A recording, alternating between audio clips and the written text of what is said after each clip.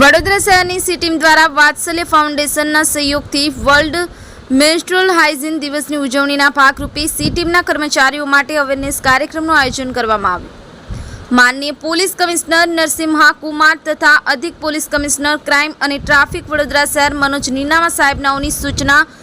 nodal અધિકારી C team અને મદદનીશ પોલીસ કમિશનર મહિલા સેલ ડોક્ટર બીબી પટેલ તથા police sub inspector SN Parmar તથા વીકે પરમારનાઓના માર્ગદર્શન મુજબ વડોદરા શહેર પોલીસની સી ટીમ દ્વારા સી ટીમ ટ્રેનિંગ અને કાઉન્સેલિંગ સેન્ટર ખાતે વાત્સલ્ય ફાઉન્ડેશનના સહયોગથી વર્લ્ડ